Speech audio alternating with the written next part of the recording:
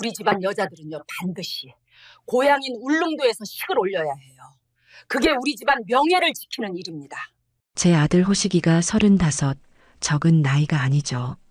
늦바람이 무섭다고 평생 여자친구 하나 없이 제 속을 썩이더니만 반년 전부터 어떤 아가씨에게 푹 빠져 정신을 못 차리더군요. 착하고 순한 제 아들이 엄마 나 이 여자 아니면 안 될 것 같아. 라며 수줍게 고백했을 때 저는 그래도 아들이 드디어 짝을 만났구나 싶어 기쁜 마음이 앞섰어요. 그래, 어떤 아가씨인데. 얼른 한번 데려와 보렴. 그렇게 며칠 뒤 아들이 드디어 그토록 자랑하던 양민지라는 아가씨를 집에 데리고 왔죠. 문을 열고 들어오는 첫인상은 참 좋았어요. 눈웃음이 어찌나 싹싹한지 보는 사람 마음을 다 녹일 것 같더군요. 손에는 또 얼마나 비싼 한우 세트를 들고 왔는지 요즘 젊은 아가씨들답지 않게 예의도 바르다고 생각했어요. 어머님 말씀 많이 들었어요. 정말 미인이시네요. 아이고 뭘. 어서 와요. 민지 씨도 참 예쁘네. 우리는 거실 소파에 마주 앉아 차를 마셨어요. 호식이는 뭐가 그리 좋은지 입이 귀에 걸려서 제 옆에 바싹 붙어 앉았죠. 민지는 조잘조잘 자기 이야기를 잘도 하더군요. 하지만 대화가 길어질수록 저는 어딘가 모르게 마음 한구석이 불편해지는 것을 느꼈어요. 어머님, 이 소파 진짜 가죽이죠? 너무 푹신하고 좋아요. 저희 집 소파랑은 차원이 다르네요. 아, 그냥 오래돼서 그래요. 아니에요. 어머님은 감각이 정말 젊으신 것 같아요. 집안 꾸며놓으신 것만 봐도 알겠어요. 칭찬은 고마웠지만 그 눈은 제 가구가 아니라 마치 감정가라도 되는 듯 집안 구석구석을 훑어보고 있었어요. 그러다 대화는 자연스럽게 호식이에게서 들었다는 제 이야기로 넘어갔죠. 호식이 오빠한테 들었어요. 이 근처에 건물도 하나 갖고 계신다고. 어머님, 혼자 관리하시기 너무 힘드시겠어요. 순간 제 아들의 가벼운 입이 원망스러워졌어요. 저는 그저 웃으며 손사래를 쳤죠. 아이고, 건물이랄 것도 없어요. 그냥 작은 상가 건물이라. 월세 받아도 이리저리 수리비로 나가는 게 더 많아요. 제 말에 민지는 눈을 동그랗게 뜨며 놀라는 척을 하더군요. 어머, 정말요? 그래도 이 동네가 워낙 비싼 동네잖아요. 제 친구가 이 근처 상가에서 작은 가게를 하는데 월세가 정말 장난이 아니라고 하더라고요. 어머님은 정말 대단하세요. 참 영리한 아가씨였어요. 제가 가진 건물의 시세와 월세 수입을 단 한 번의 방문으로 다 파악하려 드는 것이 보였죠. 저는 남편 일찍 여의고 남편과 함께 운영하던 작은 가게를 기반으로 악착같이 돈을 모아 지금의 이 작은 건물을 장만했어요. 그 세월이 얼마인데 저 어린 아가씨의 속내가 안 보이겠어요. 호식이는 그런 것도 모르고 민지가 경제관념이 아주 철저해요. 똑똑하죠? 라며 제 옆구리를 쿡쿡 찔렀어요. 저는 그저 아, 그렇구나 라며 찻잔만 들어 올렸죠. 그 아가씨는 돌아갈 때까지 제 건강이나 취미 같은 것은 하나도 묻지 않았어요. 오로지 제 재산에만 관심이 있는 듯 보였죠. 그들이 돌아가고 난 뒤 호식이가 잔뜩 상기된 얼굴로 물었어요. 엄마, 민지 어때? 정말 괜찮지? 싹싹하고 예쁘고. 그래, 참 밝은 아가씨네. 일단 상견례 날짜부터 잡자꾸나. 저는 더 이상 긴 말을 하지 않았어요. 일단은 저쪽 부모님들을 만나봐야 모든 게 확실해질 것 같았거든요. 그렇게 며칠 뒤 저희는 시내의 한 고급 한정식 집에서 상견례를 갖게 되었어요. 물론 식당 예약이며 비용은 전부 제가 부담했죠. 원래 그런 건 신랑 측에서 먼저 성의를 보이는 거니까요. 약속 시간은 저녁 6시였는데 저와 호식이는 20분이나 먼저 도착해서 기다리고 있었어요. 하지만 약속된 6시가 지나고 10분이 더 지나도록 그쪽 식구들은 나타나지 않았어요. 호식이가 민지에게 전화를 걸었지만 받질 않더군요. 제가 무슨 일이라도 생겼나? 라며 걱정하던 찰나 방문이 거칠게 열리며 세 사람이 헐레벌떡 들어왔어요. 아이고, 늦어서 죄송합니다. 차가 어찌나 막히는지. 우리가 울릉도에서 어제 올라와서 서울길을 잘 몰라서요. 저보다 나이가 대여섯은 어려 보이는 안사돈이 요란하게 웃으며 자리에 앉았어요. 온몸을 명품으로 휘감았는데 어딘지 모르게 그 옷들이 다 자기 것이 아닌 듯 붕 떠 보였죠. 바깥사돈은 덩치만 컸지 기가 죽은 사람처럼 쭈뼛거리며 아내 뒤에 서 있더군요. 민지만 엄마 늦으면 어떡해 라며 가벼운 투정을 부릴 뿐이었어요. 괜찮습니다. 어서 앉으시죠. 아이고 사돈. 정말 죄송해요. 저희가 원래 울릉도 토박이라 이 서울은 영 적응이 안 되네요. 안사돈은 자리에 앉자마자 대화를 주도하기 시작했어요. 바깥사돈은 그저 묵묵히 물만 들이킬 뿐이었죠. 저희 집안이요. 울릉도에서는 다들 알아주는 집안이에요. 가진 돈은 많지 않아도 저희는 명예 하나로 사는 사람들이랍니다. 안 그런가요, 여보? 안사돈의 말에 바깥사돈은 그저 허허하는 멋쩍은 웃음만 지었어요. 우리 민지도 그래서 그런지 아주 자부심이 강해요. 돈보다는 명예를 아는 아이죠. 예, 참 밝고 싹싹하더군요. 제가 예의상 맞장구를 쳐주자 안사돈은 기다렸다는 듯 본론을 꺼내기 시작했어요. 그래서 말인데요, 사돈. 저희 집안에는 아주 중요한 전통이 하나 있습니다. 대대로 내려오는 아주 무서운 전통이죠. 음식이 하나둘씩 들어오기 시작했어요. 화려한 구절판과 뜨끈한 신선로가 테이블을 채웠죠. 바깥사돈은 그제야 눈이 좀 뜨이는지 말없이 음식에만 집중하기 시작하더군요. 어떤 전통인지요? 제가 묻자 안사돈은 젓가락을 탁 내려놓고 제 손을 덥석 잡았어요. 우리 집안 여자들은요, 반드시 고향인 울릉도에서 식을 올려야 해요. 그게 우리 집안 명예를 지키는 일입니다. 순간 방 안의 공기가 싸늘하게 식는 것 같았어요. 호식이가 놀라서 네, 울릉도요? 라고 되물었죠. 민지는 수줍은 척 고개를 숙이며 어머님, 제 꿈이기도 해요. 제가 태어난 고향에서 모든 분의 축복을 받으면서 결혼하는 거요. 라며 거들었어요. 저는 잠시 생각에 잠겼어요. 울릉도라. 물론 경비가 만만치 않겠지만 저들이 저렇게까지 전통과 명예를 들먹이는데 제가 무 자르듯 반대할 수도 없는 노릇이었죠. 하객분들 모시기가 쉽지 않으실 텐데. 그래도 두 사람이 원한다면. 제가 말을 끝맺기도 전에 안사돈이 제 말을 냉큼 가로챘어요. 아이고 사돈, 뭘 걱정하세요. 당연히 하객들 모시는 비용이야. 신랑 측에서 전부 책임져 주시는 게 도리 아니겠어요? 네. 저는 제 귀를 의심했어요. 안사돈은 마치 당연한 걸 묻는다는 듯이 웃으며 말을 이었어요. 서울에서 오시는 하객분들 비행기 값이며 배값이 만만치 않죠. 그리고 오시면 주무시고 가셔야 하니까 최고급 리조트로 숙박도 다 잡아드려야 하고요. 그게 다 저희 집안 명예를 세워주시는 일이 되는 거예요. 호식이의 얼굴이 하얗게 질리기 시작했어요. 엄마, 그건. 안사돈은 거기서 그치지 않았어요. 그리고 사돈, 그게 다가 아니랍니다. 울릉도에서는요, 결혼식은 온 동네 잔치예요. 저희 집안이 어떤 집안인데 그냥 조용히 치를 수 있나요? 섬 주민들 전부 모셔서 3일 내내 잔치를 열어야 해요. 그래야 우리 민지가 시집 잘 갔다고 우리 사돈 집안 체면이 서는 거 아니겠어요? 바깥사돈은 그 와중에도 갈비찜을 입에 넣기 바빴고 민지는 입꼬리가 실룩거리는 걸 숨기지 못하더군요.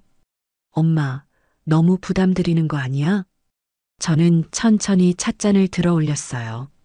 뜨겁던 차가 이미 식어버렸더군요. 방금 전까지 명예를 입에 담던 사람들이 지금 제 앞에서는 돈다발을 흔들며 자기들 체면을 세워달라고 노골적으로 요구하고 있었죠. 저는 그들의 얼굴을 하나하나 천천히 뜯어보았어요. 돈에 눈이 먼 안사돈, 무기력한 바깥사돈, 그리고 탐욕을 숨기지 못하는 예비 며느리까지. 저는 찻잔을 조용히 내려놓고 그들을 향해 희미하게 웃어 보였습니다. 참 대단한 전통이네요. 제가 지금껏 들어본 그 어떤 전통보다도 아주 비싼 전통인 것 같습니다. 제 말뜻을 알아들었는지 못 알아들었는지 안사돈은 그저 그럼요. 우리 집안 전통이 이 정도랍니다. 라며 어깨를 으쓱할 뿐이었어요. 그 뻔뻔한 얼굴을 마주하며 저는 이 기막힌 상견례가 아주 긴 싸움의 시작이 될 것임을 직감했습니다. 그 요란했던 상견례가 끝나고 집으로 돌아오는 차 안에서 아들 호식이는 단 한마디도 하지 않았어요. 운전대를 잡은 아들의 굳은 얼굴을 보며 저도 입을 떼지 않았죠. 집에 도착해서 제가 먼저 씻고 나오자 아들은 여전히 거실 소파에 멍하니 앉아 있더군요. 호식아, 피곤할 텐데 너도 어서 씻으렴. 엄마, 왜 그러니? 민지 원래 저런 애 아니에요. 정말 착하고 순한 애예요. 그 말이 제 마음을 가장 아프게 찔렀어요. 제 아들은 아직도 저를 설득하고 싶어 했죠. 그래, 내 눈에는 그렇게 안 보였는데. 내 눈에는 자기들이 원하는 걸 얻어내려고 명예니, 전통이니, 그럴듯한 포장지를 가져온 사람들로 보였단다. 엄마, 어떻게 그렇게 말해요? 호식이가 버럭 소리를 질렀어요. 평생 저한테 언성 한 번 높인 적 없던 아들이었죠. 민지가 나한테 다 설명했어요. 울릉도라는 곳이 얼마나 폐쇄적이고 체면을 중시하는지. 민지네 집안이 거기서 대대로 살아온 유지인데 딸 결혼식을 서울에서 조용히 치른다고 하면 그건 그 집안 전체가 망신당하는 거래요. 특히 장인 되실 분이 그 명예를 목숨처럼 생각하신대요. 명예라. 상견례 내내 갈비찜만 뜯던 그 무기력한 얼굴이 떠올라 실소가 나왔지만 저는 꾹 참았어요. 지금 아들에게 사실을 말해봤자 아들은 민지의 편에 서서 저와 맞설 게 뻔했거든요. 그래서 그 명예를 지키는 비용이 수억 원이라는 거니? 호식아, 너는 그 돈이 우리 집에 있다고 생각해서 민지 편을 드는 거야? 아니면 정말 그게 명예라고 생각해서 편을 드는 거야? 제 질문에 아들은 대답을 못했어요. 엄마가 평생 모은 돈이 그 사람들 명예 세워주는데 쓰여야 할 만큼 가벼운 거니? 나는 그렇게 생각 안 하는데. 민지가 이건 다 우리 집안, 그러니까 엄마 체면을 보고 하는 거래요. 사돈댁에서 이 정도 성의도 안 보이면 나중에 엄마가 울릉도에서 무시당할 수도 있대요. 기가 막혔죠. 이제는 제 체면까지 들먹이더군요. 저를 위하는 척하며 제 돈을 쓰게 만들려는 속셈이 너무 뻔히 보였어요. 그래. 그럼 그 명예라는 게 도대체 얼마나 대단한 건지 내가 직접 한번 봐야겠다. 다음 날 아침 저는 호식이가 보는 앞에서 안사돈에게 전화를 걸었어요. 일부러 스피커폰으로 바꿔놓고 신호를 보냈죠. 어머, 사돈. 안녕하세요. 어제 잘 들어가셨어요? 아이고, 저희가 너무 무리한 부탁을 드린 건 아닌지 모르겠네요. 수화기 너머의 목소리는 어제보다 한층 더 살가워져 있었어요. 사부인, 잘 들어가셨군요. 다름이 아니라 어제 말씀하신 결혼식 건으로 의논드릴 게 있어서요. 네네, 말씀하세요.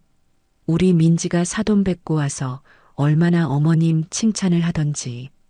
정말 교양 있으시고 기품이 넘치신다고. 감사합니다. 그래서 말인데요, 사부인. 어제 말씀하신 울릉도 결혼식 말입니다. 네. 그게 저희 집안에서 제일 중요한. 그렇게 중요하고 큰일일수록 저희도 정성을 다해야죠. 안 그렇습니까? 제 말에 안사돈이 신이 나서 대답했어요. 아이고, 그럼요. 역시 사돈은 뭘 좀 아시는 분이야. 그래서 말입니다. 그렇게 수억 원이 드는 큰 잔치를 치르려면 저희도 준비를 단단히 해야 하지 않겠어요? 제가 호식이랑 이번 주말에라도 당장 울릉도에 들어가서 사부인 말씀하신 식장이며 리조트며 제 눈으로 직접 좀 확인하고 계약을 하고 싶은데요. 사부인께서 시간 좀 내주실 수 있으신지요? 제 말이 끝나자마자 수화기 너머에서 순간 정적이 흘렀어요. 한 10초쯤 지났을까요? 안사돈의 당황한 목소리가 들려왔죠. 네. 오신다고요? 울릉도에? 네. 그렇게 큰 돈이 드는 일인데 제가 직접 보지도 않고 진행할 수는 없죠. 그게 부모된 도리 아니겠어요? 사부인께서 좋은 곳으로 다 알아봐 주셨겠지만 저도 제 눈으로 확인을 해야 마음이 놓일 것 같아서요.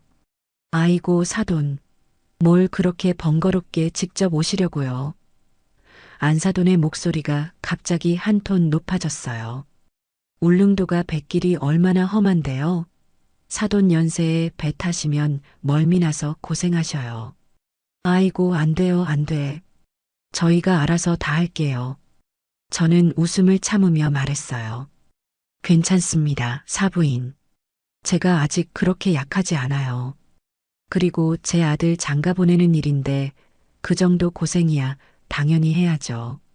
마침 호식이도 주말에 시간이 된다고 하니 저희가 토요일 아침 배로 들어가겠습니다. 사부인께서 마중만 좀. 아니, 사돈, 진짜 왜 이러세요?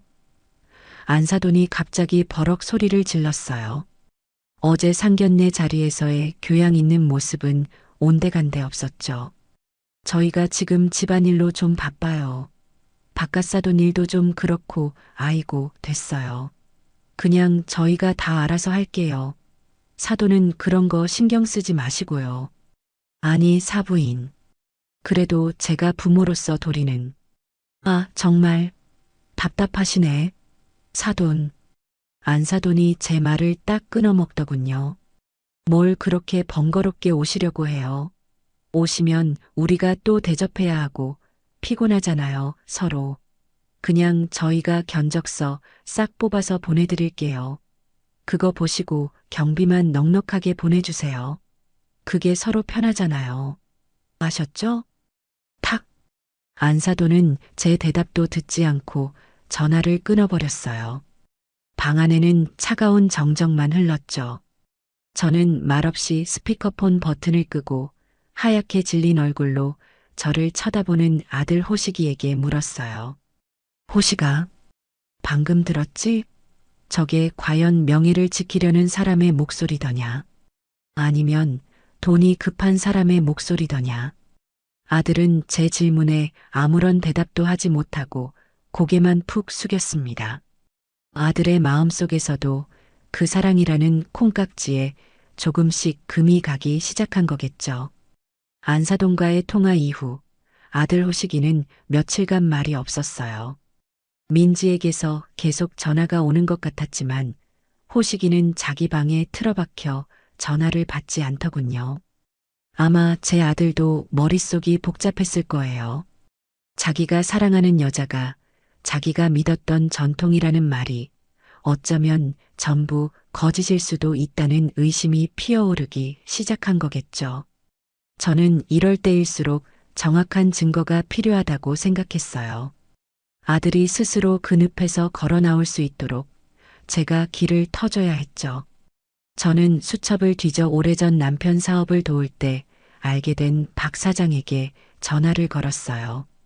박 사장은 지금은 은퇴했지만 한때 기업의 뒷조사나 리스크 관리를 전문으로 하던 아주 유능하고 입이 무거운 사람이었죠. 며칠 뒤 저는 박 사장의 조용한 사무실에서 그와 마주 앉았습니다. 회장님, 오랜만입니다. 어쩐 일로 저를 다 찾으셨어요. 박 사장은 저를 회장님이라고 불렀어요. 남편이 죽고 난 뒤에도 늘 그렇게 저를 깍듯하게 대했죠. 박 사장님, 면목 없습니다. 제가 아주 사적인 일로 부탁드릴 게 있어서요. 저는 상견례에서 있었던 일, 그리고 방금 전 안사돈과의 통화 내용까지 모든 것을 솔직하게 털어놓았어요. 울릉도 토박이라는 집안, 그들이 내세우는 명예와 전통, 그리고 그 대가로 요구하는 터무니없는 금액까지 전부 다요. 제 이야기를 듣는 내내 박 사장의 표정은 심각하게 굳어갔어요. 회장님, 이건 단순한 혼사 문제가 아닌 것 같습니다. 말씀하신 정황만 들어봐도 이건 기망의 냄새가 아주 짙게 납니다. 그래서 말입니다. 저도 확신이 필요해요. 제 아들 눈을 뜨게 해줄 확실한 증거가 필요합니다. 울릉도 양씨 집안 말씀이시죠? 네. 박갓사돈이라는 양반의 재정 상태가 어떤지, 정말 그들이 말하는 명예로운 집안이 맞는지, 그리고 그 전통이라는 게 실제하는 것인지 샅샅이 알아봐 주세요. 박 사장은 고개를 끄덕였어요. 알겠습니다, 회장님. 울릉도 현지에 저희 연이 닿는 곳이 있습니다. 시간은 일주일 정도 주십시오. 먼지 하나까지 다 털어드리겠습니다. 박 사장에게 일을 맡기고 돌아오니 마음이 조금은 놓였지만 한편으로는 불안했어요. 만약 제 예상이 맞다면 제 아들이 받게 될 상처가 너무나 클 테니까요. 그렇게 일주일을 기다리는 동안 민지와 안사돈의 공세는 더욱 거세졌어요. 이제는 전화가 아니라 호식이와 제 휴대폰으로 쉴 새 없이 문자 메시지를 퍼부어 대더군요. 민지 어머님 호식이 오빠한테 들었어요. 저희 집 때문에 속상하시다고. 저희가 너무 명예만 따졌죠? 죄송해요. 그래도 저희 아빠 체면이 걸린 일이라 너그럽게 이해해 주세요. 어머님, 근데 울릉도 결혼식장 예약금이 급하다고 자꾸 연락이 오네요. 일단 5천만 원만 먼저 보내주시면 안 될까요? 저는 그 문자에 실소를 터뜨렸어요. 죄송하다는 말 뒤에 결국 돈 이야기가 붙어 있었죠. 저는 그 문자에 답장하지 않았어요. 그러자 이번에는 안사돈에게서 문자가 왔죠. 사돈, 바빠서 전화 못했네요. 근데 식장 예약금이 급하다고 자꾸 보채네요. 애들 결혼식 망칠 일 있어요? 사돈이 지금 저 못 믿으시는 거예요? 지금 우리 명예를 의심하시는 거예요? 정말 서운하네요. 일단 5천만 원만 먼저 좀 보내주세요.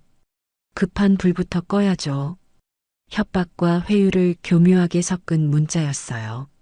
저는 이 문자에 짧게 답장을 보냈죠. 나 사부인, 계약서도 없이 5천만 원이라는 큰 돈을 어떻게 보냅니까? 제가 곧 울릉도에 들어가서 제 눈으로 식장을 확인하고 그 자리에서 직접 지불하겠습니다.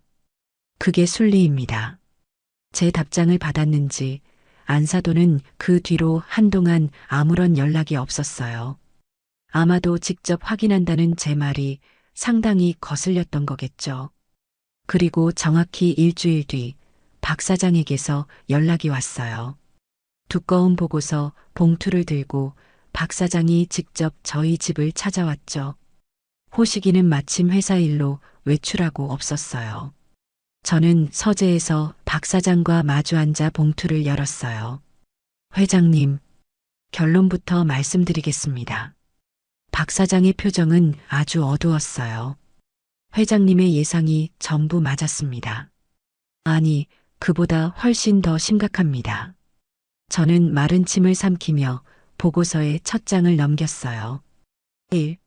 박갓사돈 양만철 재정 상태. 그는 10년 전까지만 해도 울릉도에서 꽤 큰 오징어잡이 배를 운영했던 것이 맞더군요.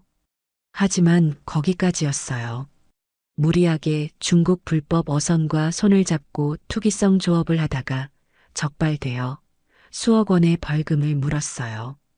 그 손해를 만회하려고 오징어 가공 사업에 뛰어들었다가 유통 사기를 당해 완전히 파산했더군요. 현재 총 채무액은 약 12억 원.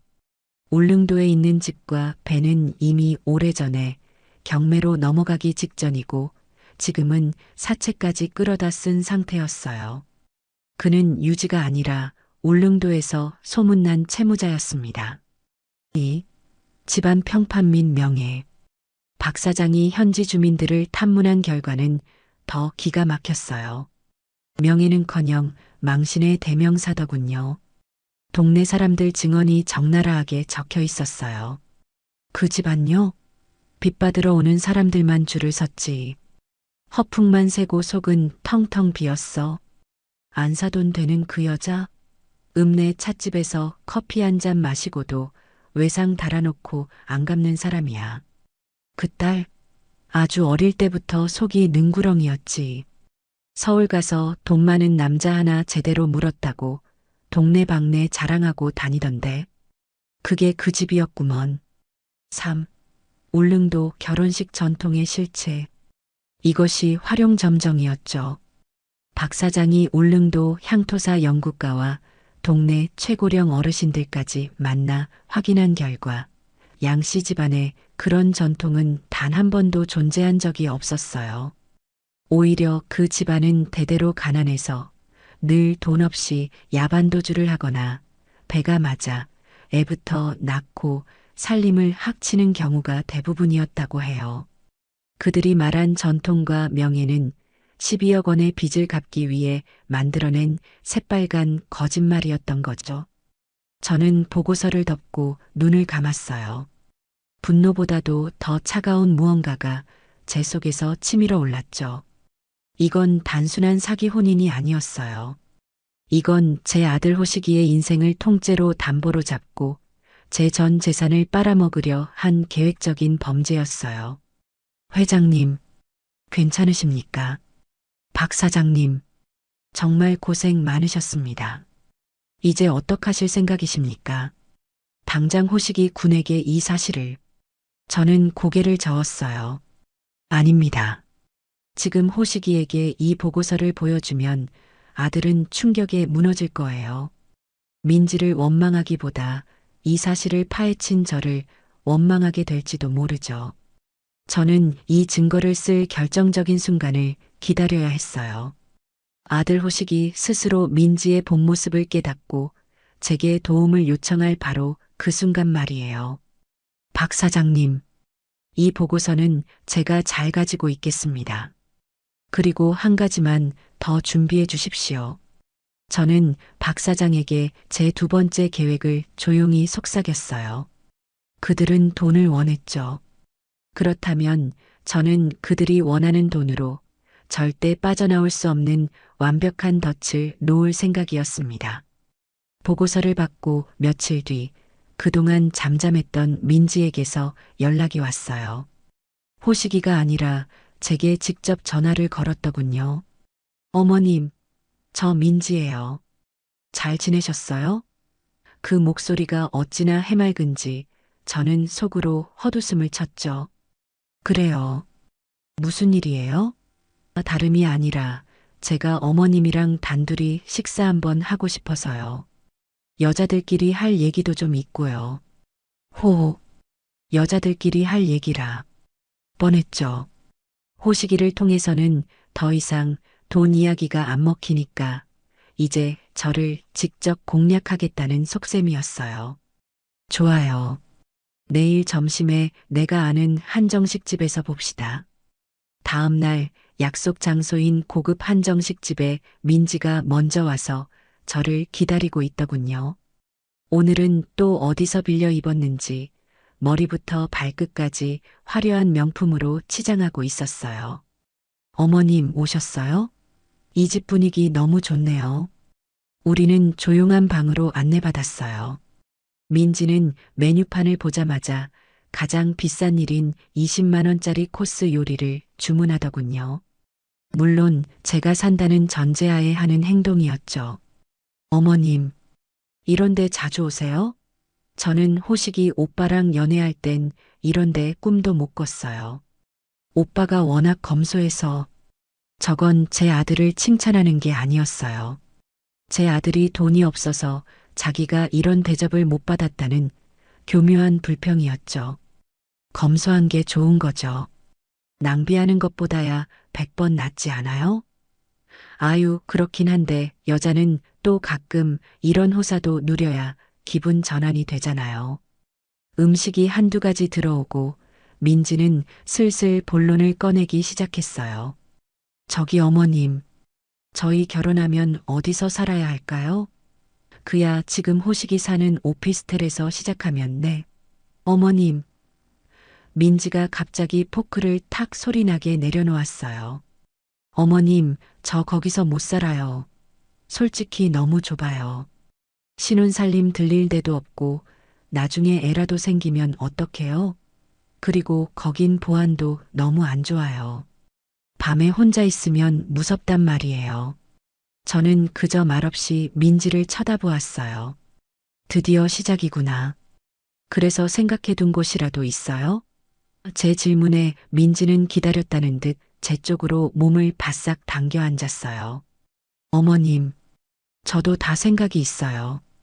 여자는 안정이 돼야 내조도 잘하는 거거든요.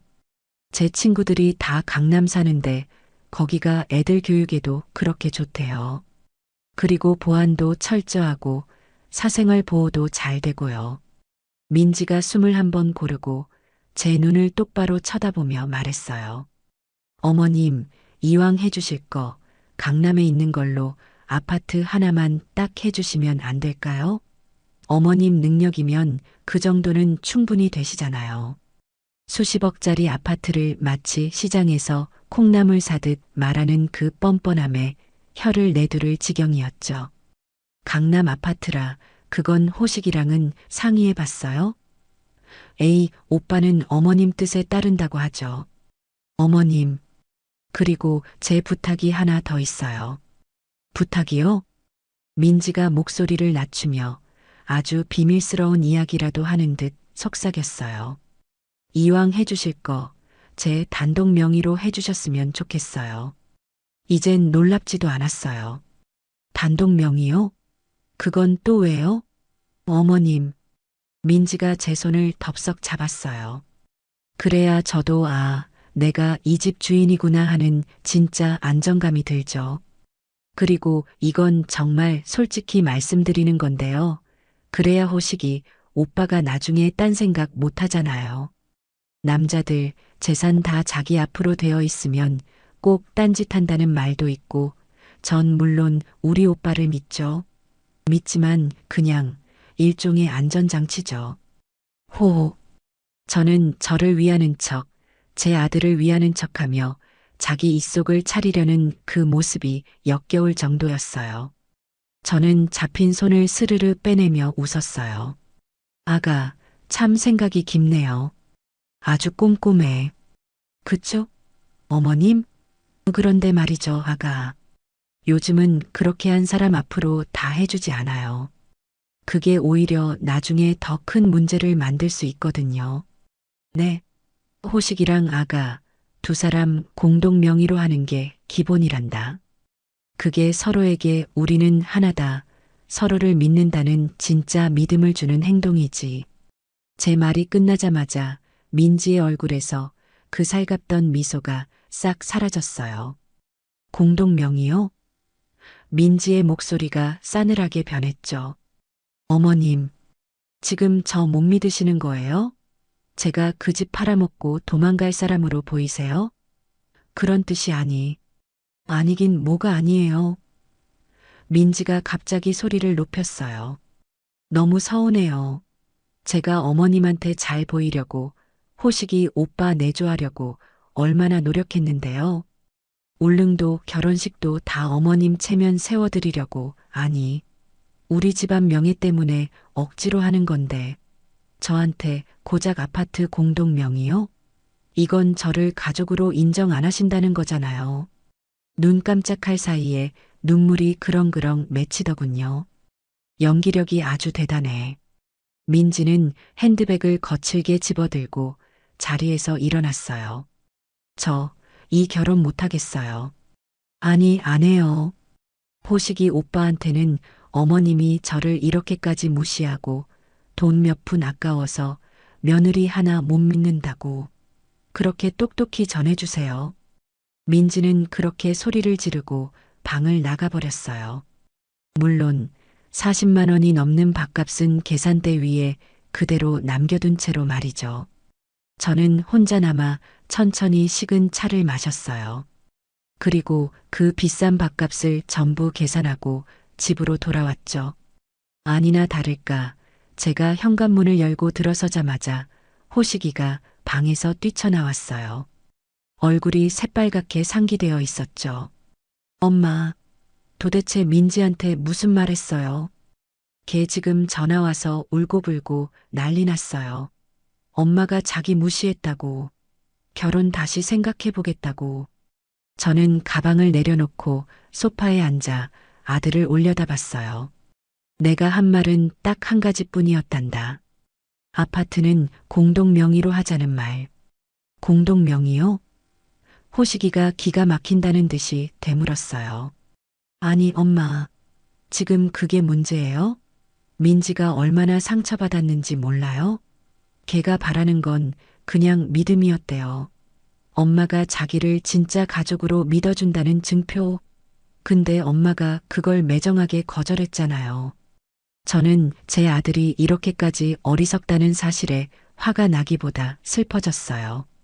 호시가, 그럼 너는 믿음을 수십억짜리 강남 아파트 단독 명의로 증명해야 한다고 생각하니? 그게 정말 민지가 말하는 사랑이고 믿음이니? 그럼 엄마는? 호식이가 저에게 처음으로 소리를 질렀어요. 엄마는 지금 민지를 사기꾼으로 보는 거잖아요. 처음부터 끝까지 돈 보고 나 만난다고 생각하는 거잖아요. 나는 그렇게 말한 적 없다. 제가 차갑게 말했어요. 하지만 너는 지금 그렇게 느끼고 있구나. 호시가, 너는 지금 화가 난 게 아니야. 너는 지금 무서운 거지. 너가 사랑하는 여자가 정말 엄마 말대로 그런 사람일까봐 무서운 거 아니니? 제 말이 아들의 아픈 곳을 찔렀나 봐요. 몰라요. 나는 모르겠어요. 엄마가 민지한테 사과하세요. 엄마가 잘못했다고 단독명예 해주겠다고 말씀하세요. 안 그러면 우리 정말 끝장이에요. 호식이는 제게 최후 통첩 같은 말을 내뱉고는 자기 방으로 들어가 문을 쾅 닫아버렸어요. 저는 텅 빈 거실에 혼자 남았습니다. 아들이 닫은 저 문이 마치 저와 아들 사이를 가로막는 벽처럼 느껴졌죠. 아들의 목소리는 분노로 떨리고 있었지만 그 끝에는 두려움이 가득했어요. 자기가 믿었던 사랑이 전부 거짓일지도 모른다는 그 공포 말이에요. 그래, 이제 때가 되었구나. 저는 자리에서 일어났어요. 아들이 제 방으로 피신했으니 이제는 제가 움직일 차례였죠. 제 아들을 그 늪에서 건져내기 위한 마지막 덫을 놓을 시간이었습니다. 아들 호식이가 제 방문을 닫고 들어간 그날, 우리 집은 얼음장처럼 차가워졌어요. 아들은 방에서 나오지 않았고, 저도 아들을 부르지 않았죠. 아마 그 아이도 자기 방 안에서 수천 번, 수만 번을 되뇌고 있었을 거예요. 자기가 사랑하는 여자가 정말 자기가 알던 그 사람이 맞는지, 아니면 제 말이 맞는지 혼란스러웠겠죠. 사랑이라는 게 참 무서워요. 똑똑하던 제 아들을 저렇게 판단력 없는 사람으로 만들었으니까요. 저는 그저 기다렸습니다. 민지라는 그 아가씨가, 그리고 그 뒤에 있는 안사돈이 다음 수를 둘 때까지 말이죠. 아니나 다를까 이틀이 채 지나지 않아 제 휴대폰이 울렸어요. 안사돈이었죠. 저는 일부러 받지 않았어요. 신호가 끊어지고 다시 울리고 또 끊어지고 세 번째 전화가 울렸을 때 저는 거실 소파에 앉아 천천히 통화 버튼을 눌렀습니다. 여보세요. 아이고, 사돈. 왜 이렇게 전화를 안 받으세요? 제가 얼마나 걱정했는지 아세요? 목소리에는 걱정이 아니라 짜증이 가득 묻어 있었어요. 무슨 일로 그러십니까, 사부인? 무슨 일이긴요? 지금 우리 민지랑 호식이랑 싸웠다면서요. 아이고, 사돈. 어른이 되셔서 어떻게 애들 사이에 끼어들어서 이간질을 하실 수가 있어요. 네. 시작부터 저를 가해자로 몰아가더군요. 이간질이라니 말씀이 지나치시네요, 사부인. 지나치긴 뭐가 지나쳐요. 우리 민지가 지금 식음을 전폐하고 누워 있어요.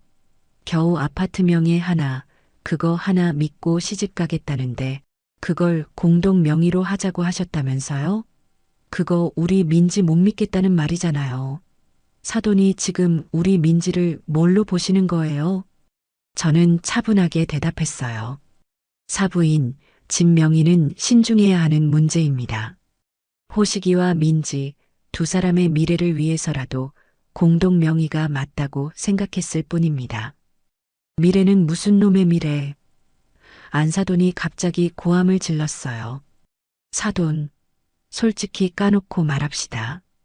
지금 그깟 아파트 한 채가 아까워서 이러시는 거잖아요. 호식이 장가 보내면서 그 정도도 못 해주세요? 사돈이 그러고도 부모예요? 저는 숨을 깊게 들이마셨어요. 여기서 화를 내면 지는 거였죠. 사부인. 흥분 가라앉히시고 제 말 들으세요. 저는 호식이 결혼을 반대한 적 없습니다. 다만 그쪽에서 요구하는 것들이 너무 과하다는 생각은 듭니다. 울릉도 결혼식부터 강남 아파트까지.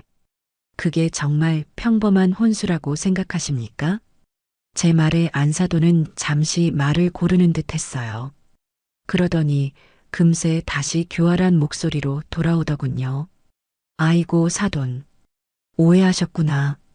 그게 다 우리 민지가 사돈을 위하는 마음에서 그런 거라니까요. 저를 위한다고요? 그럼요. 사돈 체면이 있잖아요. 호식이 엄마가 어떤 사람인데 며느리가 어디 강북에 있는 좁은 빌라에서 신혼 시작했다고 소문나면 그게 다 사돈 얼굴에 먹칠하는 거 아니겠어요? 우리 민지가 속이 깊어서 사돈 체면 세워드리려고 일부러 강남 노래를 부른 거라니까요. 정말이지 혀를 내두를 정도의 임기응변이었어요. 그리고 사돈. 사실은 민지가 상처를 많이 받아서 이 결혼을 다시 생각해 보겠다고 하네요. 드디어 본색이 드러났죠. 협박이었어요. 그래서 제가 겨우 달랬습니다. 우리가 어른이니까 이런 건 예물 문제로 깔끔하게 풀자고요. 사돈도 성의를 보이시면 우리 민지도 마음이 풀리지 않겠어요? 성의라. 그 성의가 결국 돈이라는 걸 제가 모를 리 없었죠. 알겠습니다. 그럼 그쪽에서 생각하시는 예단 목록이라도 한번 보내주시죠. 저도 검토를 해봐야 하니까요. 아이고, 진작 그렇게 말씀하셨어야죠. 역시 사돈은 말이 통하는 분이야. 안사돈은 신이 나서 말했어요. 제가 지금 바로 우리 집안에서 기본으로 받는 예단 리스트를 문자로 싹 정리해서 보내드릴게요. 그거 보시고 우리 민지 마음 좀 확 풀어주세요. 아셨죠? 전화를 끊고 10분도 되지 않아 제 휴대폰으로 띵동하고 메시지 도착 알림이 울렸어요. 안사돈이었죠. 사돈 날씨가 춥네요. 우리 민지 마음처럼요. 호호. 어른들끼리 이런 걸로 기싸움할 필요 없잖아요. 저희가 소박하게 정말 기본만 정리해서 보내드려요. 이 정도 성의는 보여주셔야 저희도 울릉도 어른들께 우리 사돈댁이 이 정도 되는 집안이라고 명예가 서죠. 확인하시고 이번 주 내로 준비 부탁드려요. 그 징그러운 이모티콘과 함께 사진 파일 하나가 첨부되어 있었어요. 저는 파일을 열기 전에 방문을 굳게 닫고 있던 호식이 방을 노크했어요. 호식아, 잠깐 나와보렴. 무슨 일이에요? 민지 어머니한테서 연락이 왔구나. 너도 같이 봐야 할 것 같아서. 잠시 뒤 퉁퉁 부은 눈을 한 호식이가 마지못해 방에서 나왔어요. 여전히 제게 불만이 가득한 얼굴이었죠. 저는 호식이를 제 옆에 앉히고 휴대폰 화면의 사진 파일을 열었어요. 그것은 정갈하게 타이핑된 예단 목록이었죠. 신부 양민지 측 예단 요구 목록 기본. 신부 예물시사 5캐럿 다이아몬드 반지 및 목걸이 세트. 신부 가방 H사 버킨백 악어 가죽, 희귀 모델. 신부 모피 S사 최고급 친칠락 코트 1점. 여기까지 읽었을 때만 해도 호식이는 하하는 깊은 한숨만 내쉴 뿐이었어요.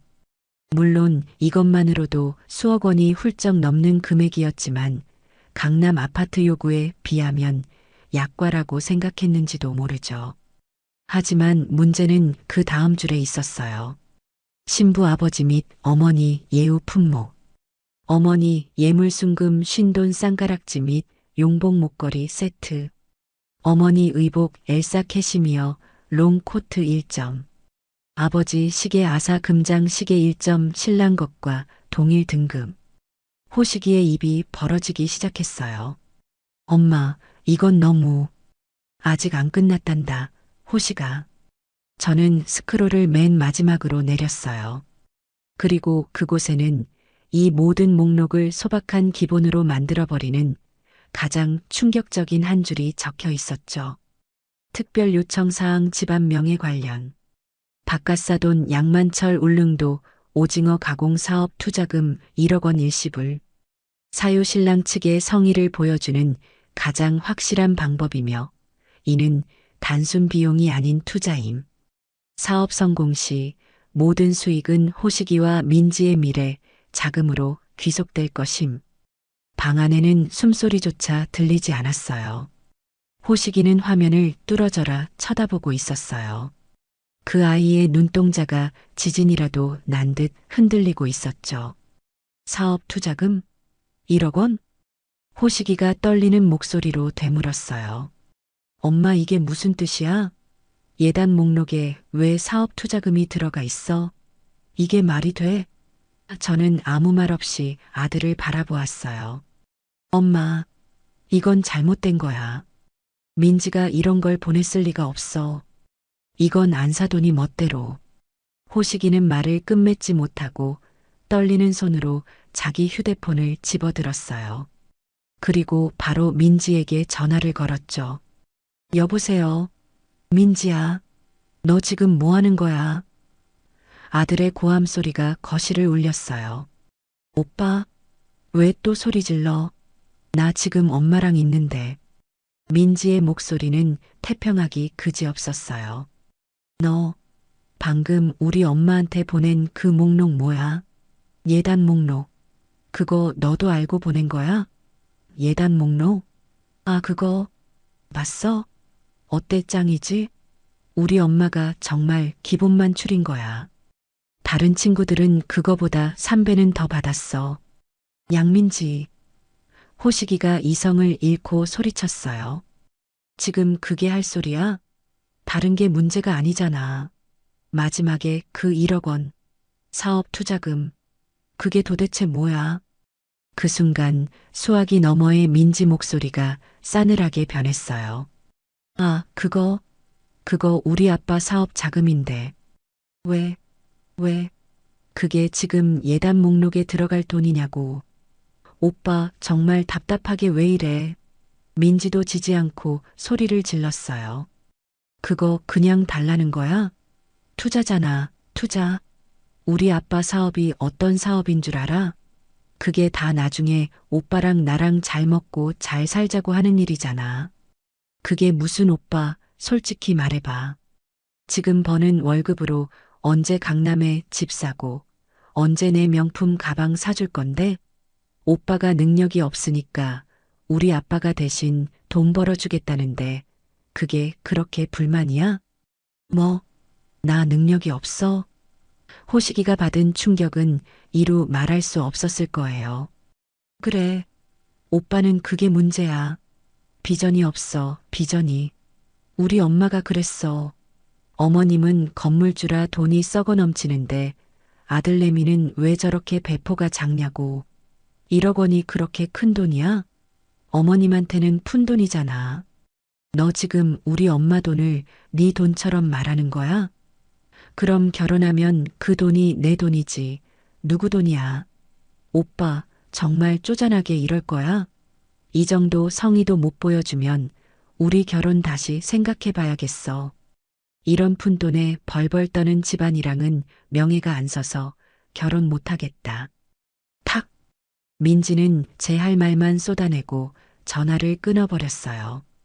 호식이는 휴대폰을 든 채로 그 자리에 얼어붙었어요. 아들의 손이 부들부들 떨리고 있었어요. 엄마, 내가 뭘 잘못한 거지? 아들의 눈에서 눈물이 툭 하고 떨어졌어요. 나는 그냥 민지를 사랑했는데, 민지가 행복하길 바랐는데, 민지가 나를 능력이 없대요. 우리 집을 푼돈에 벌벌 떠는 집안이래요. 아들은 소파에 주저앉아 얼굴을 감싸쥐었어요. 어른이 된 후 제 앞에서 처음 보이는 눈물이었죠.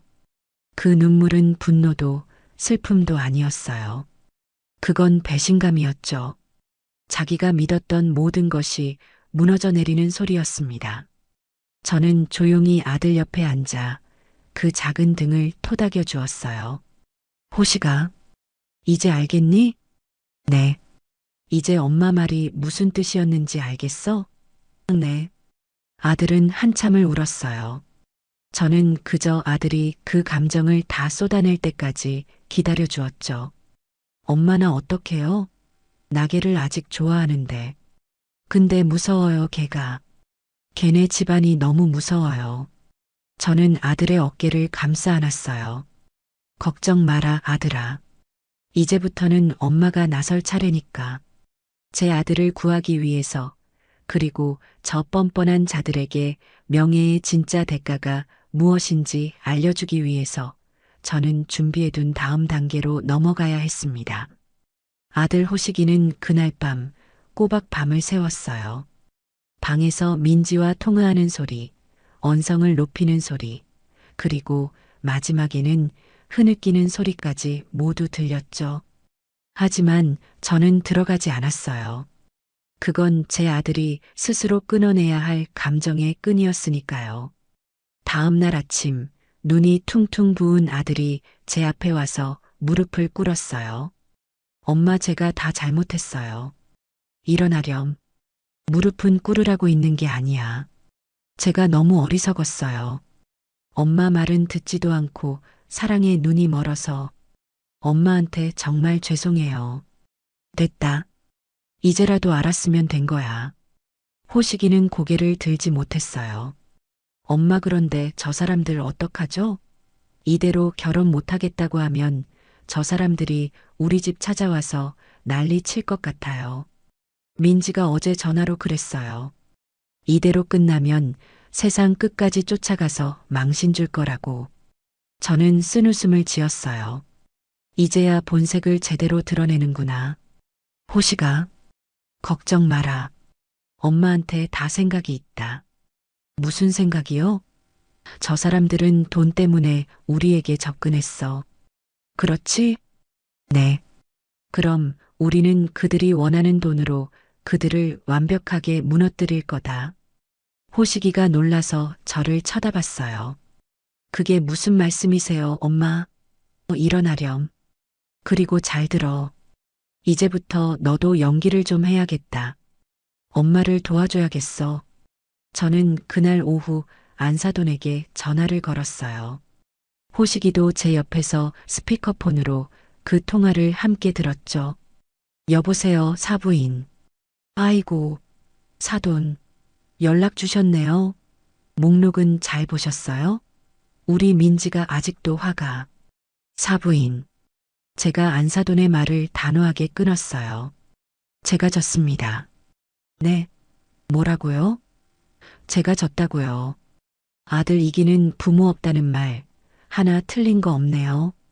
우리 호식이가 저 때문에 식음을 전폐하고 죽겠다는데 제가 별 수 있겠어요? 수화기 너머로 안사돈이 숨을 꿀꺽 삼키는 소리가 들렸어요. 저 그럼 사돈? 네. 사부인 뜻대로 다 해드리겠습니다. 어머, 어머머, 진짜요? 사돈, 정말이에요? 안사돈의 목소리가 흥분으로 떨리기 시작했어요. 그럼 그 강남 아파트 단독명예 그것도요? 네. 민지 앞으로 깨끗하게 해주죠. 1억 투자금 그것도 물론이고요. 그리고 울릉도 결혼식, 극간명예, 제가 아주 비싼 돈 주고 사드리겠습니다. 사부인 원하시는 대로 섬이 떠나가라 잔치 한번 열어보죠. 사돈, 아이고 사돈, 제가 이럴 줄 알았어요. 역시 사돈은 통이 크시다니까. 아이고, 우리 민지가 알면 얼마나 좋아할까? 감사합니다. 정말 감사합니다. 안사돈은 거의 울먹이고 있었어요. 물론 기쁨의 눈물이겠지만요. 그런데 사부인, 조건이 있습니다. 네, 조건이요? 안사돈의 목소리에 다시 경계심이 어렸어요. 이렇게 큰 돈이 오가는 일입니다. 저도 제 아들 호식이를 지켜야 하고 사부인도 민지를 지켜야죠. 안 그렇습니까? 무슨 말씀이신지 제 변호사가 그러더군요.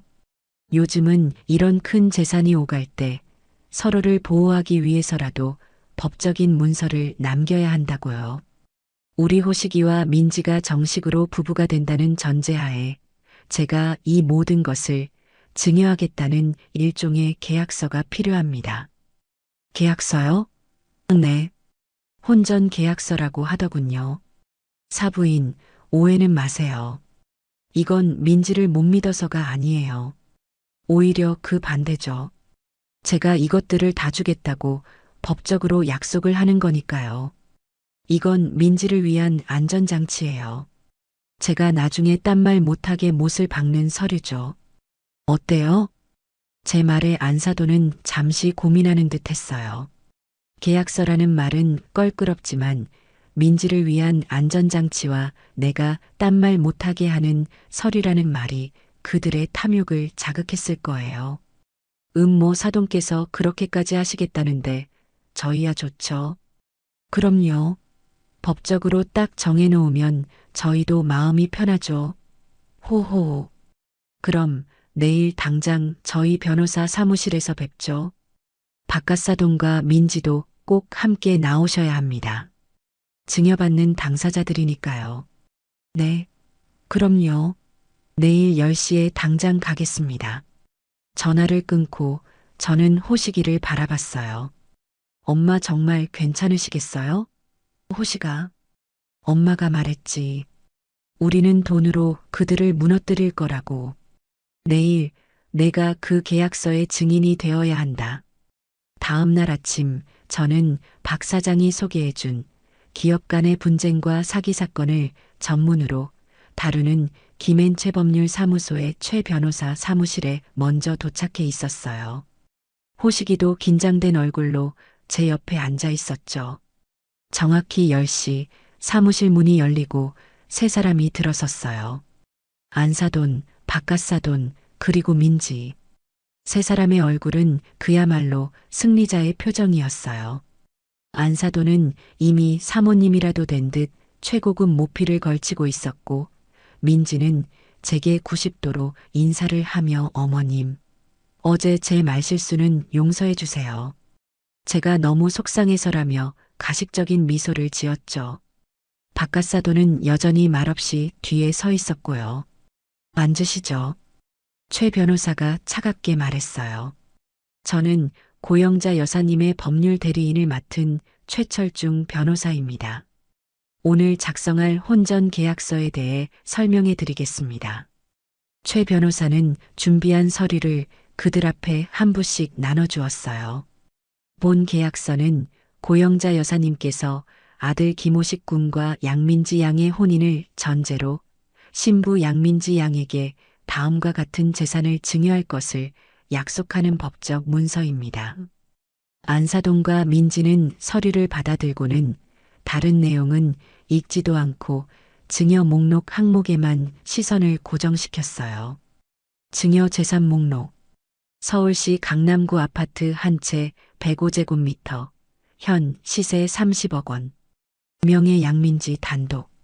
울릉도 결혼식 관련 제반 비용 일체 하객 운송비, 숙박비, 피로연 비용 등 약 5억 원 추산. 바깥사돈 양만철 사업 투자금 명목 1억 원 일시불. 어머 세상에.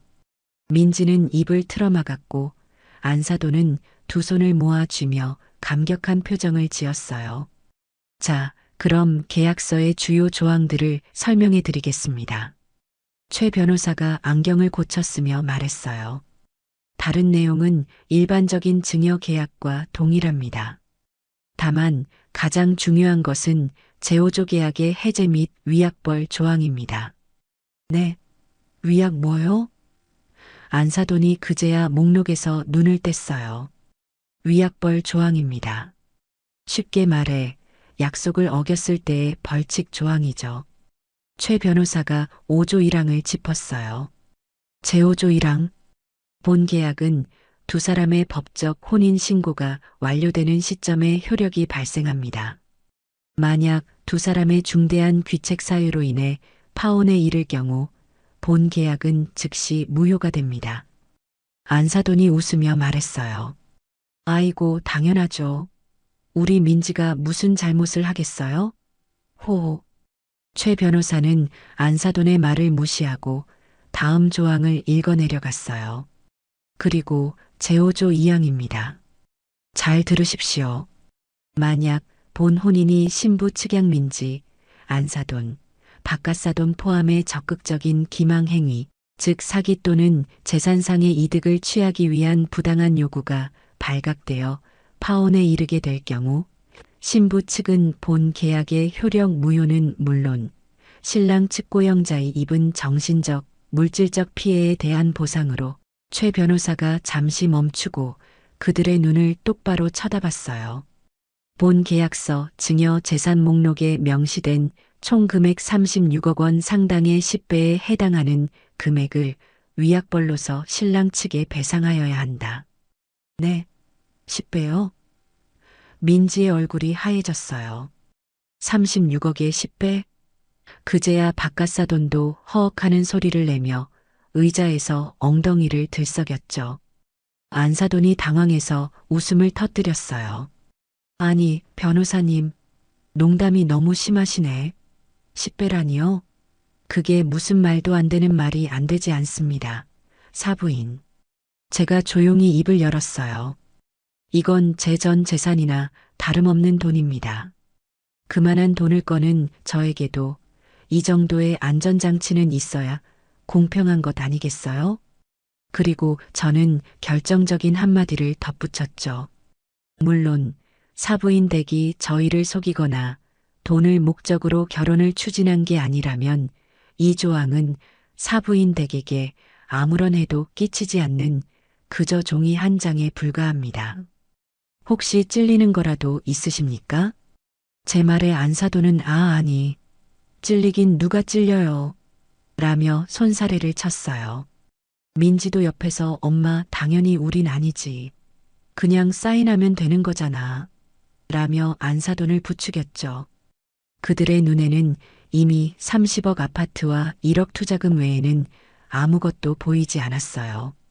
10배의 위약금 조항은 자기들과는 상관없는 일이라고 애써 무시하고 있었죠. 좋습니다. 저희는 떳떳하니까요. 당연히 서명해야죠. 이런 걸로 우리 명예를 의심하시면 곤란합니다. 사돈.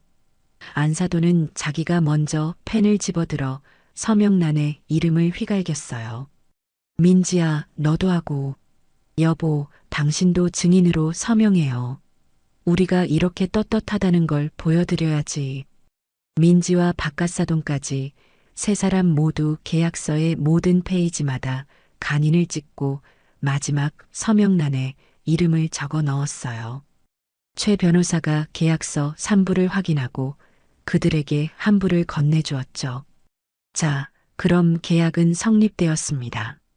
안사돈은 계약서를 마치 보물단지처럼 가방 깊숙이 넣으며 환하게 웃었어요. 아이고, 사돈. 이제 정말 한가족이네요. 우리 민지 잘 부탁드립니다. 네, 사부인. 이제 정말 돌이킬 수 없게 되었네요. 저는 그들을 보며 의미심장한 미소를 지었습니다. 그들은 자신들이 360억 원짜리 시한폭탄에 스스로 서명했다는 사실은 꿈에도 모른 채 의기양양하게 변호사 사무실을 떠났습니다. 계약서의 서명이 끝나자마자 안사돈의 태도는 180도 달라졌어요. 이제 저는 사돈이 아니라 자기 집안의 금고라도 되는 듯 행동했죠. 계약서의 잉크가 마르기도 전에 전화가 걸려왔어요. 사돈, 저예요. 호호. 계약서도 썼겠다. 이제 정말 한시름 났네요.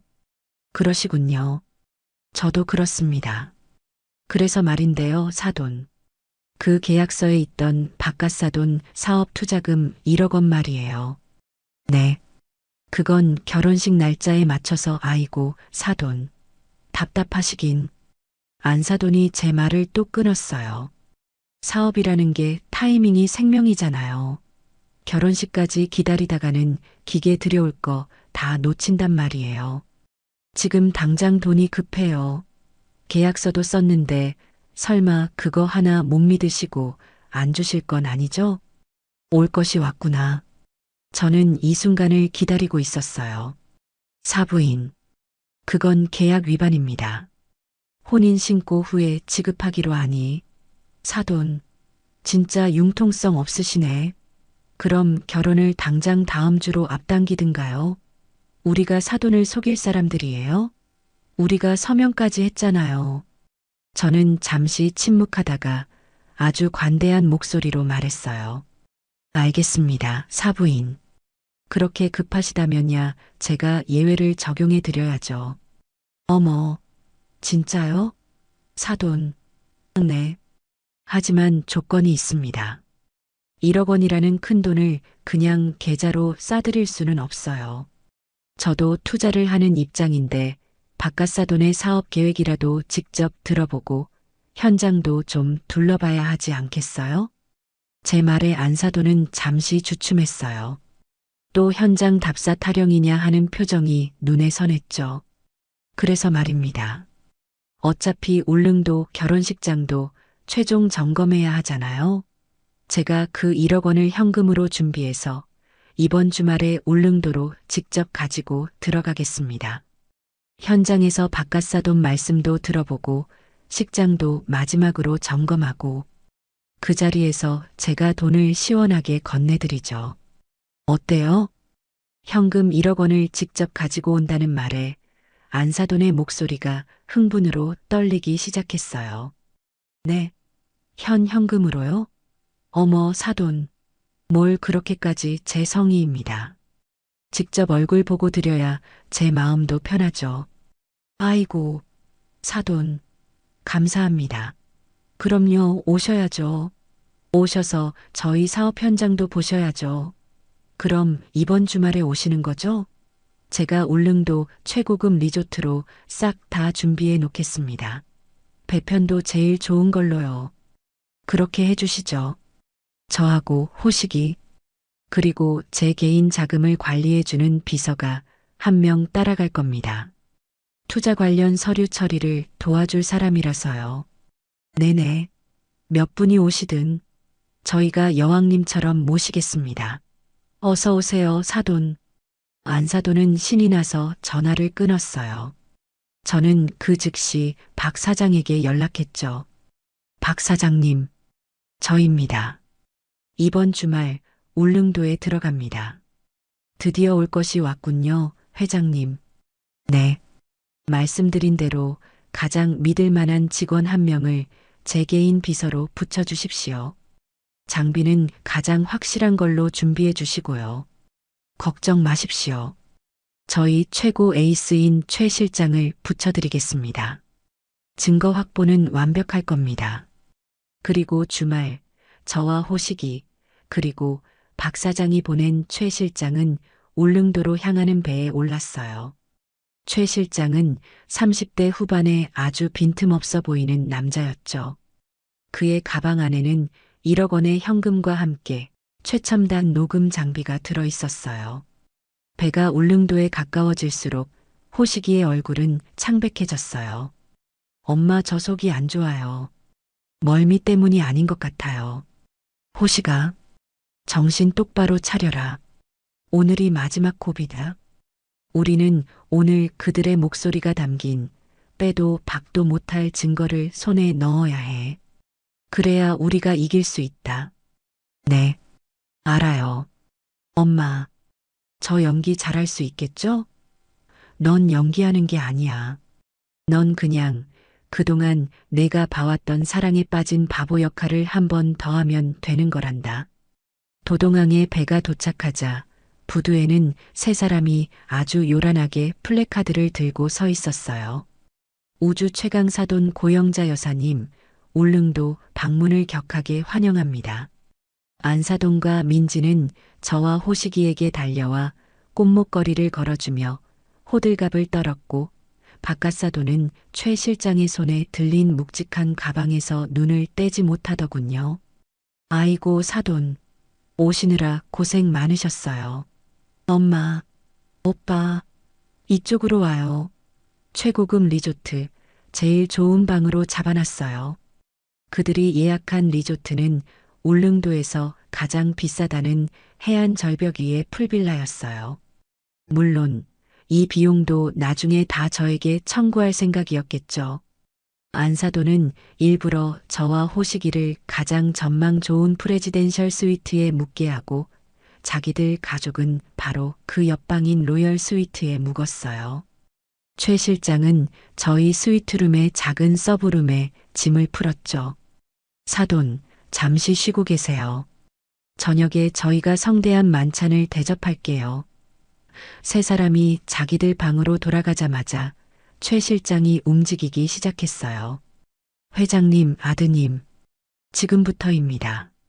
최 실장은 가방에서 전문가용 청진기처럼 생긴 장비를 꺼냈어요. 그리고 저희 스위트룸과 그들의 로열 스위트룸이 맞닿아 있는 벽으로 다가갔죠. 이 리조트는 방음이 잘 되어 있는 편입니다만 이 장비는 벽을 투과하는 미세한 진동을 잡아내서 음성으로 변환시킵니다. 지금부터 저쪽 방에서 하는 모든 대화가 녹음될 겁니다. 최 실장이 헤드셋을 끼고 장비를 벽에 밀착시키자 스피커를 통해 옆방의 소리가 선명하게 들리기 시작했어요. 키키키, 엄마, 저 플래카드 너무 촌스러운 거 아니야? 우주 최강이 뭐야? 민지의 목소리였죠. 시끄러. 정성이 중요한 거지. 그나저나 그 최 실장이라는 놈이 들고 온 가방 그거 진짜 1억 맞겠지? 안사돈의 목소리였어요. 맞을 거야. 내가 아까 슬쩍 만져봤는데 묵직하더만. 허허, 박가사돈이었죠. 아, 진짜. 저 노인네 쓸데없이 꼼꼼해서는 현금은 무슨 현금이야. 그냥 계좌로 싸주면 될 것이지. 여기까지 사람을 오라가라 하고. 민지의 투덜거림이었어요. 아, 조용히 못해? 그 노인네가 꼼꼼해서 계약서까지 썼으니 우린 더 확실해진 거야. 이제 저 돈 받고 결혼식 올리고 아파트 명의만 딱 넘어오면 게임 끝이야. 안사돈의 흥분한 목소리였죠. 여보, 근데 그 계약서에 있던 10배 위약금 그거 좀 마음에 걸리는데. 박가사돈의 걱정스러운 목소리였어요. 아, 이 양반이 진짜 답답해 죽겠네. 안사돈이 소리를 질렀어요. 우리가 사기친 게 걸리기라도 한데? 그냥 울릉도 전통이라고 했는데 그게 사기야?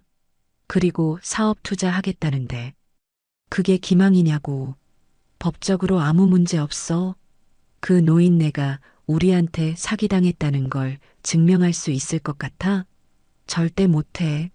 그러니까 걱정 말고 저 돈 받아서 빚이나 갚을 생각이나 하셔. 맞아, 아빠. 걱정 좀 마. 그리고 나 솔직히 호식이 오빠 너무 지겨워.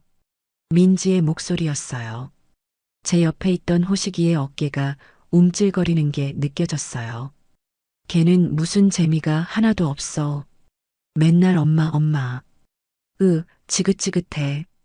그냥 저 노인네 건물만 보고 참는 거지. 그래, 우리 딸. 조금만 참아. 그 강남 아파트 명의만 받아오면 바로 이혼 사유 만들면 돼. 성격 차이라고 하면 그만이지. 위자료 한 푼 안 주고 쫓아낼 수 있어. 그럼 그 아파트는 고스란히 우리 민지 거지. 키키. 엄마, 최고. 아, 진짜 그 아파트 팔아서 서울에 엄마 가게 하나 차려주고 내 동생 유학도 보내고. 아, 신난다. 얼른 내일이 왔으면 좋겠다. 그래, 오늘은 저 노인네랑 호식이 비위나 잘 맞춰주자고. 자, 우리 성공을 위해서 건배. 건배. 쨍하는 유리잔 부딪히는 소리와 함께 그들의 역겨운 웃음소리가 방안을 가득 채웠어요. 최 실장이 조용히 녹음 종료 버튼을 눌렀어요. 회장님, 증거 완벽하게 확보되었습니다. 저는 말없이 호식이의 얼굴을 바라봤어요. 아들의 얼굴은 이상하게도 평온해 보였어요. 눈물도 분노도 없었죠. 모든 감정이 다 빠져나간 사람처럼 아주 차갑고 아주 단단한 얼굴이었습니다. 엄마, 호식이가 저를 불렀어요. 네, 아들. 저녁 먹으러 가야죠. 아들이 자리에서 일어났어요. 저 사람들이 차린 성대한 만찬. 아주 맛있게 먹어줘야죠. 그리고 내일 서울로 돌아가요. 이 지긋지긋한 연극 끝내야죠. 저는 조용히 고개를 끄덕였습니다. 이제 모든 준비는 끝났습니다. 함정은 완성되었고 짐승들은 스스로 덫 안으로 걸어 들어왔으며 그들의 모든 죄가 여기에 기록되었습니다. 이제 남은 것은 심판뿐이었습니다. 울릉도에서 돌아온 후 저는 그 역겨운 녹음 파일을 제 서재 금고 안에 고이 넣어두었어요. 그날 저녁 성대하게 차려진 만찬 자리에서 저와 호식이는 아무 일 없다는 듯이 행동했죠. 호식이는 그 차가운 배신감을 가슴에 묻고 민지에게 예전처럼 다정하게 굴었어요. 물론 영혼은 빠져 있었지만요. 민지야, 이거 먹어봐. 맛있다. 민지는 그런 호식이의 모습에 자기가 완전히 승리했다고 확신하는 듯 보였죠. 안사돈과 바깥사돈은 1억 원이 곧 손에 들어온다는 생각에 제게 연신 아부를 떨어대더군요. 사돈, 역시 사돈은 대범하셔. 우리 민지가 복이 많아. 그 가식적인 모습들을 보며 저는 속으로만 냉소를 삼켰습니다. 서울로 돌아오는 백길은 맑았지만 제 마음은 폭풍 전야처럼 고요했어요. 호식이는 창밖만 바라보며 말이 없었죠. 그 아이의 뒷모습이 한 뼘은 더 자란 것 같아 저는 마음이 아프면서도 대견했어요. 이 큰 폭풍을 겪고 나면 제 아들은 분명 더 단단한 어른이 되어 있을 테니까요. 집에 도착하자마자 저는 계획의 마지막 단계를 위해 움직였어요. 안사돈에게 먼저 전화를 걸었죠. 울릉도에서 헤어진 지 반나절도 지나지 않아서였어요. 어머, 사돈. 서울 잘 도착하셨어요? 아이고, 저희가 배웅도 시원찮게 해드려서 괜찮습니다. 사부인. 덕분에 아주 유익한 여행이었습니다. 유익해요? 호호, 그럼요. 저희 울릉도가 얼마나 좋은데요. 그래서 말입니다. 제가 울릉도에서 바깥사돈 사업 계획도 직접 들어보고 민지의 확고한 마음도 확인하고 나니 더는 이 결혼을 늦출 이유가 없다는 생각이 들더군요. 제 말에 수화기 너머의 안사돈이 숨을 멈추는 게 느껴졌어요. 사돈, 그 말씀은? 네. 결혼식은 예정대로 진행하되 우리가 약속했던 건들은 미리미리 처리해드리는 게 맞는 것 같아요. 특히 바깥사돈 사업 자금이 급하시다고 하니 제가 그걸 제일 먼저 해결해드려야죠. 어머, 어머머, 사돈, 진짜요? 그럼 그 1억 원은 물론이고 민지 앞으로 해주기로 한 아파트 증여 문제까지 이번 주 안에 전부 깨끗하게 마무리 짓죠. 사돈, 감사합니다. 아이고, 감사합니다. 제가 사돈 쪽으로 매일 절이라도 올리고 싶네요. 역시 통이 크셔. 안사돈은 거의 비명을 지르다시피 기뻐했어요. 그래서 말입니다. 이런 중요한 일은 우리가 만났던 그 변호사 사무실에서 서류를 완벽하게 꾸며서 진행해야겠죠. 내일 모레 오전 10시. 지난번 그 사무실로 세 분 모두 나와주실 수 있으시죠? 네. 내일 모레요? 그럼요. 당연히 가죠. 저희가 무슨 일이 있어도 달려가야죠. 이번에 오실 때는 아파트 증여에 필요하니 민지 인감도장이랑 신분증, 그리고 바깥사돈 사업자 등록증이랑 투자받을 통장 사본, 그런 서류들을 싹 챙겨오세요. 최 변호사가 목록을 문자로 보내드릴 겁니다. 네, 네, 알겠습니다. 아이고, 사돈. 정말 복 받으실 거예요. 전화를 끊자 옆에서 듣고 있던 호식이가 저를 걱정스러운 눈으로 바라봤어요. 엄마, 정말 그 사무실에서 그래. 이제 모든 증거는 다 모였다. 이제 남은 건 그들이 스스로 서명한 계약서대로 그들의 죄를 만천하에 드러내고 심판을 받게 하는 일만 남았어. 호식아, 너는 그날 엄마 옆에서 아무 말도 하지 말고 그저 지켜보기만 하면 된단다.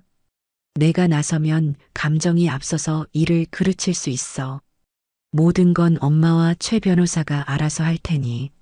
네, 엄마. 엄마만 믿을게요. 그리고 약속한 그날이 밝았습니다.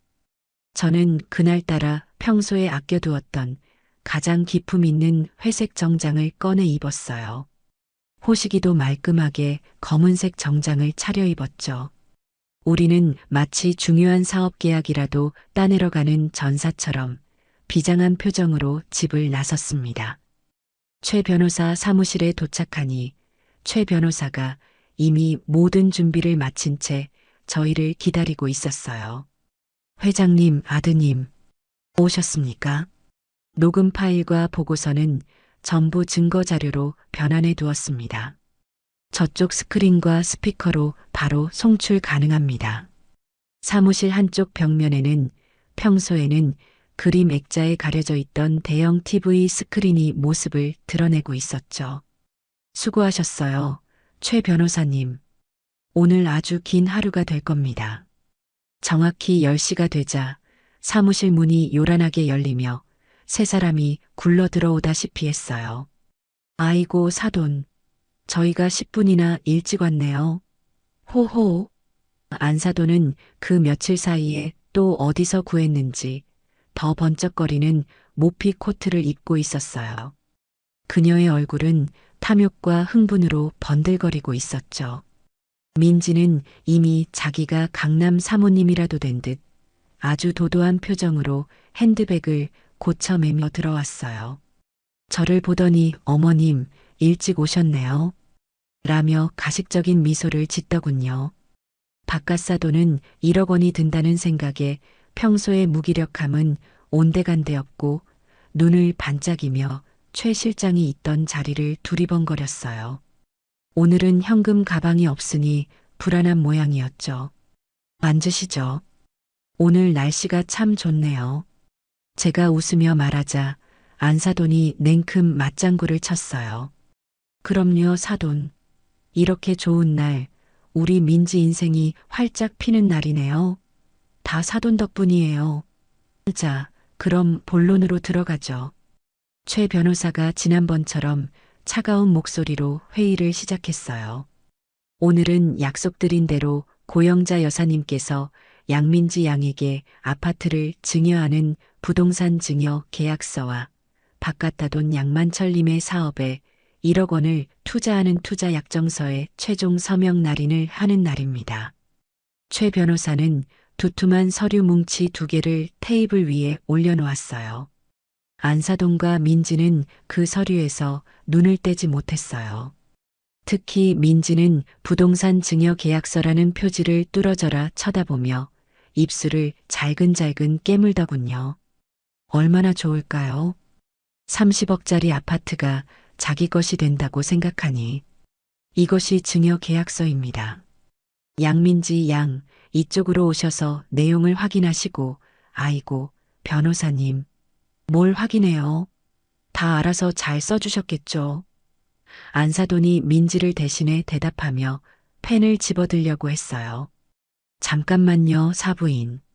제가 그 손을 조용히 막아 세웠어요. 네, 사돈? 안사돈의 얼굴에 순간 당혹감이 스쳤죠. 혹시 이 노인네가 마음이 변했나? 하는 표정이었어요. 저는 그들의 불안한 시선을 즐기며 천천히 입을 열었어요. 이렇게 좋은 날, 이렇게 모든 일이 술술 풀리는 날 그냥 서류에 도장만 찍고 헤어지기엔 너무 아쉽지 않나요? 그게 무슨 제가 2분, 아니 3분을 위해 작은 선물을 하나 준비했습니다. 우리 민지와 호식이의 결혼을 축하하는 의미에서요. 저는 제 가방에서 리모컨을 하나 꺼내 들었어요. 사무실이 좀 답답했는데 저 스크린으로 울릉도의 시원한 바다 풍경이라도 보면서 기분 좋게 도장을 찍는 게 어떨까 싶어서요. 저는 리모컨의 ON 버튼을 눌렀습니다. 액자 뒤에 숨어있던 거대한 TV 화면이 팟하고 켜졌어요. 하지만 화면에 나타난 것은 울릉도의 아름다운 풍경이 아니었어요. 처음에는 검은 화면만 보였죠. 3사람 모두 어리둥절한 표정으로 저와 스크린을 번갈아 쳐다봤어요. 그리고 정적을 깨고 스피커를 통해 아주 익숙한 목소리가 흘러나오기 시작했습니다. 키키키, 엄마, 저 플래카드 너무 촌스러운 거 아니야? 우주 최강이 뭐야? 민지의 목소리였어요. 그 순간 민지의 얼굴이 하얗게 굳어버렸죠. 이게 뭐? 시끄러. 정성이 중요한 거지. 그나저나 그 최 실장이라는 놈이 들고 온 가방 그거 진짜 1억 맞겠지? 안사돈의 목소리가 이어졌어요. 사사돈. 이게 지금 무슨... 안사돈이 자리에서 벌떡 일어났지만 저는 그저 조용히 어깨를 으쓱해 보였어요. 녹음 파일은 멈추지 않았습니다. 아, 진짜. 저 노인네 쓸데없이 꼼꼼해서는 현금은 무슨 현금이야. 그냥 계좌로 싸주면 될 것이지. 여기까지 사람을 오라가라 하고. 아, 조용히 못해? 그 노인네가 계약서까지 썼으니 우린 더 확실해진 거야. 이제 저 돈 받고 결혼식 올리고 아파트 명의만 딱 넘어오면 게임 끝이야. 바깥사돈의 얼굴이 흑빛으로 변해갔어요. 여보, 근데 그 계약서에 있던 10배 위약금 그거 좀 마음에 걸리는데, 아, 이 양반이 진짜 답답해 죽겠네. 우리가 사기친 게 걸리기라도 한데? 그냥 울릉도 전통이라고 했는데. 그게 사기야? 그 노인네가 우리한테 사기당했다는 걸 증명할 수 있을 것 같아? 절대 못해. 모든 것이 울릉도 리조트에서 그들이 나눴던 모든 대화가 한마디 한마디 선명하게 변호사 사무실을 가득 채웠습니다. 변호사 사무실 안의 공기는 얼음장처럼 차갑게 얼어붙었어요. 스피커에서는 여전히 그들의 탐욕스러운 대화가 흘러나오고 있었죠. 맞아, 아빠. 걱정 좀 마. 그리고 나 솔직히 호식이 오빠 너무 지겨워. 걔는 무슨 재미가 하나도 없어. 맨날 엄마, 엄마. 지긋지긋해. 그냥 저 노인네 건물만 보고 참는 거지. 민지는 이제 새하얗던 얼굴이 새빨갛게 달아올라 온몸을 사시나무 떨듯 떨고 있었어요. 아, 의미 없는 소리만 내뱉고 있었죠. 그래, 우리 딸. 조금만 참아. 그 강남 아파트 명의만 받아오면 바로 이혼 사유 만들면 돼. 성격 차이라고 하면 그만이지. 위자료 한 푼 안 주고 쫓아낼 수 있어. 그럼 그 아파트는 고스란히 우리 민지 거지. 키키. 엄마, 최고. 아, 신난다. 얼른 내일이 왔으면 좋겠다. 쨍하는 그들의 건배 소리와 함께 녹음 파일은 끝이 났습니다. 사무실 안에는 지독한 침묵이 흘렀어요. 사사돈. 안사돈이 가장 먼저 침묵을 깼어요.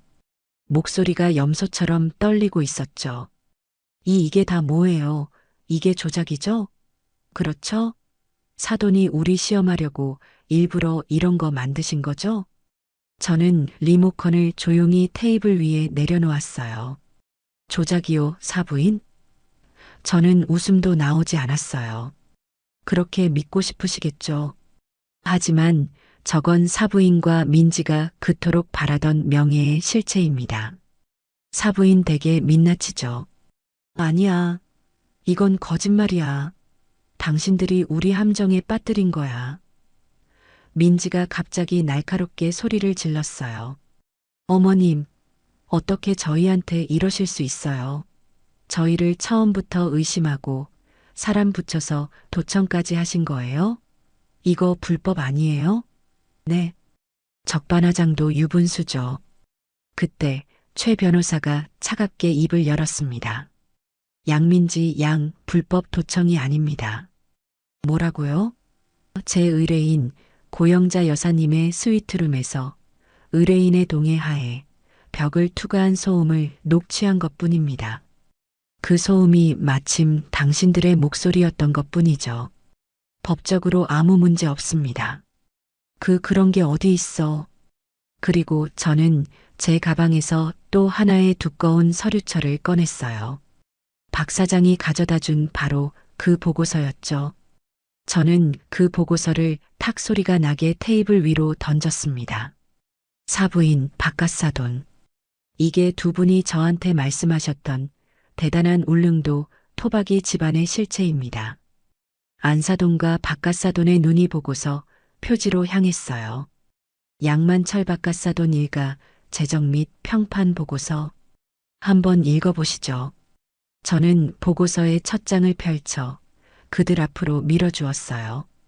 박갓사돈 양만철 총 채무액 12억 3천만 원. 맞습니까? 허? 박갓사돈이 뒤로 낮아빠질 듯이 의자에 몸을 기댔어요. 울릉도 현지 평판 허풍쟁이, 빚쟁이, 신용불량자. 이게 사부인이 말씀하시던 명예라는 것의 정체였군요. 사돈. 아니에요. 그건 오해. 안사돈이 변명하려 했지만 저는 다음 장을 넘겼어요. 그리고 딸은 고향에서 결혼하는 전통이요?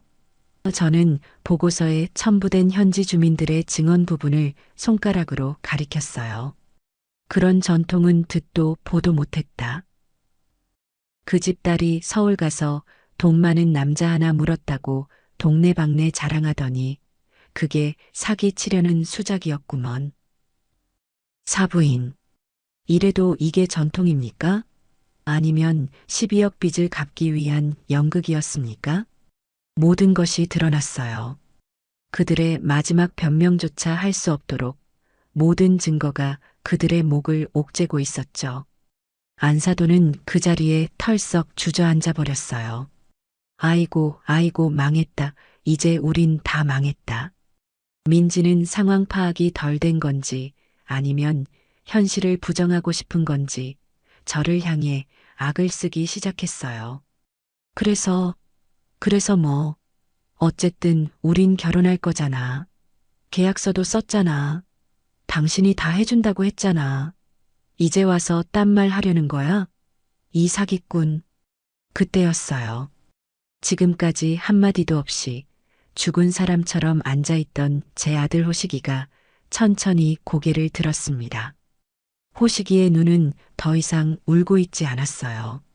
그 눈은 제가 한 번도 본 적 없는 아주 차갑고 단단한 눈빛이었죠. 호식이가 자리에서 일어나 민지의 앞으로 천천히 걸어갔어요. 오, 오빠. 민지가 그 기세에 눌려 뒷걸음질 쳤어요. 민지 씨. 호식이가 입을 열었어요. 당신이 나한테 그랬죠. 내가 능력이 없다고. 비전이 없다고. 그건 화가 나서 아니요. 당신 말이 맞았어요. 호식이가 민지를 똑바로 쳐다보며 말했어요. 내 비전은 아주 흐릿했어요. 당신이라는 안개에 가려져서 아무것도 제대로 보지 못했으니까. 당신이 나한테 말했던 그 사랑이라는 게 결국 이거였군요. 내 어머니가 가진 건물, 내 어머니가 가진 돈, 그게 당신이 사랑했던 전부였어요. 아니야. 호식이 오빠, 나 오빠 사랑해. 정말이야. 이건 다 엄마가 시켜서 민지가 안사돈에게 책임을 떠넘기려 했어요. 닥쳐. 안사돈이 바닥에 주저앉은 채로 민지에게 소리를 질렀어요. 이게 다 너가 호식이 걔한테 미쳐서 시작된 일이잖아. 어머, 엄마가 나보고 돈 많은 남자 물어오라고 했잖아. 모녀가 서로의 머리채라도 잡을 듯이 싸우기 시작했어요. 됐습니다.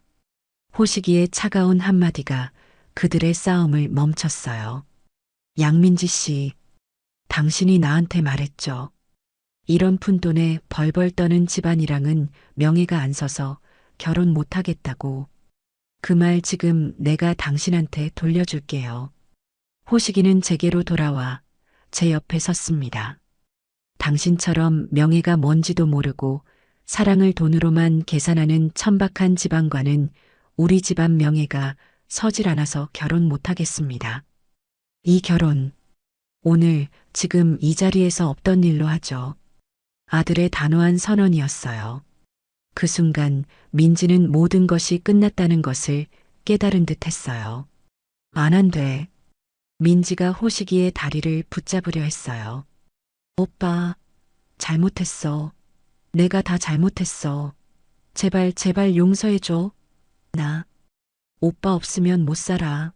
네, 오빠, 어머님, 제가 죽을 죄를 졌어요. 제발 한 번만 용서해 주세요. 제가 평생 어머님 종처럼 살게요. 네. 안사돈도 무릎으로 기어와 제 구두를 붙잡았어요. 사돈 아니 회장님, 제가 잠시 돈에 눈이 멀어서 우리 바깥 양반 빚 때문에 제발 이 일만 덮어주세요. 저희가 다 포기할게요. 그냥 조용히 울릉도로 내려갈게요. 바깥사돈도 그제야 정신이 들었는지 제 앞에 엎드려 머리를 조아렸어요. 죄송합니다. 다 제 잘못입니다. 사무실은 순식간에 눈물바다가 되었어요. 그들의 비굴한 용서가 귓전을 때렸죠. 저는 저를 붙잡은 안사돈의 손을 차갑게 뿌리쳤습니다. 사부인, 용서요? 덮어달라고요? 저는 조용히 자리에서 일어났어요. 사부인 되기 원했던 건 용서가 아니었잖아요.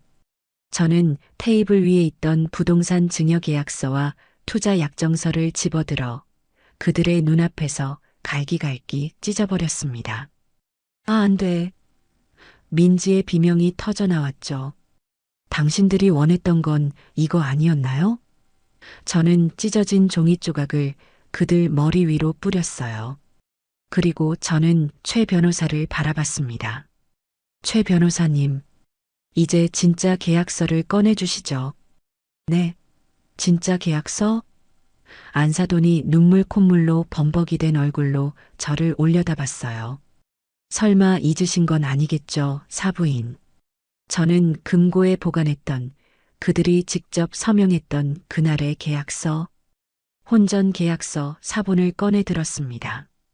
당신들이 스스로 서명했던 바로 이 계약서 말입니다. 이게 다시 나와요?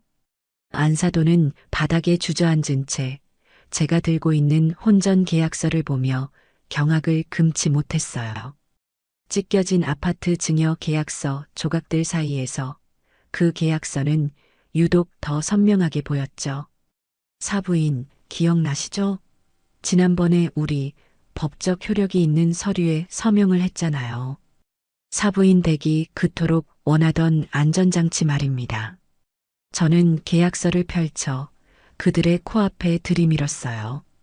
그들의 서명과 인감이 선명하게 찍혀 있었죠.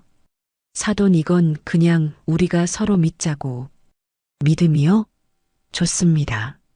그럼 그 믿음을 바탕으로 이 계약서에 적힌 대로 이행을 해야죠.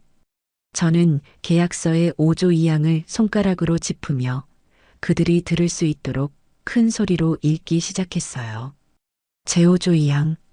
만약 본 혼인이 신부 측양민지, 안사돈, 바깥사돈 포함의 적극적인 기망행위, 즉 사기 또는 재산상의 이득을 취하기 위한 부당한 요구가 발각되어 파혼에 이르게 될 경우, 저는 잠시 말을 멈추고 하얗게 질린 세 사람의 얼굴을 천천히 둘러보았어요.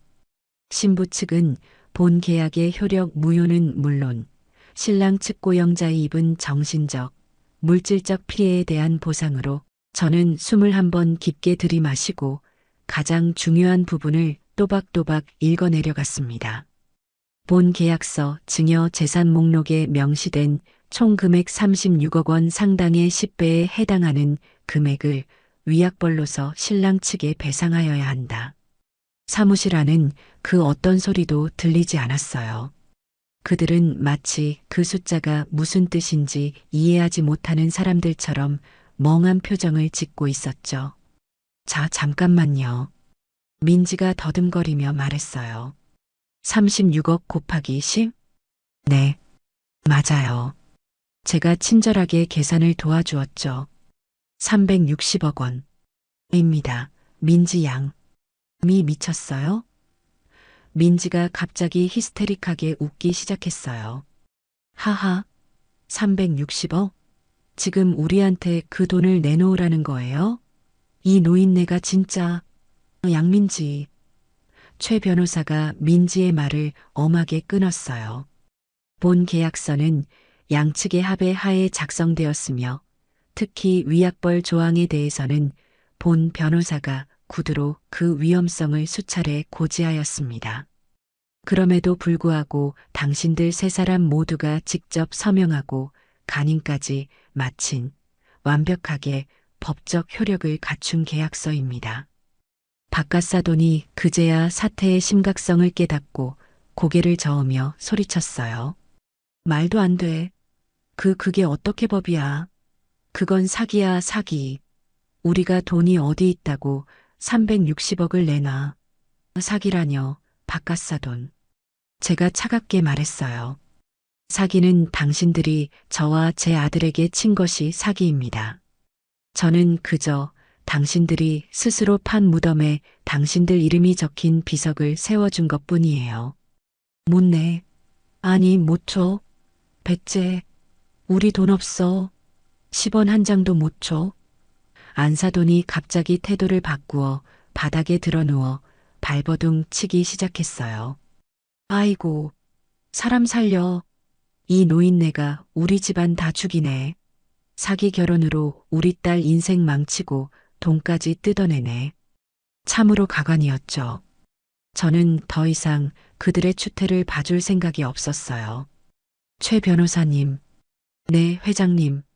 지금 당장 본 계약서와 오늘 확보한 증거 자료 녹음 파일, 보고서를 첨부하여 저들 세 사람을 상대로 위약벌 청구 조송을 진행해 주십시오. 단 한 푼도 깎아줄 생각 없습니다. 법대로, 원칙대로 모든 것을 집행해 주시기 바랍니다. 알겠습니다, 회장님. 즉시 집행하겠습니다. 최 변호사의 말에 안사돈의 발버둥이 뚝 멎었어요. 소소송? 진짜로 소송을 하겠다고요? 그럼 제가 농담하는 것처럼 보이십니까, 사부인? 저는 제 가방을 챙겨 들고 자리에서 일어났어요. 당신들이 그토록 중시하던 명예의 값이 360억 원입니다. 그 값이 너무 비싸다고 생각지 마세요. 남의 인생과 재산을 통째로 집어삼키려 했던 대가치고는 오히려 저렴한 걸지도 모르니까요. 안 돼. 사돈, 회장님, 잘못했어요. 제발 소송만은.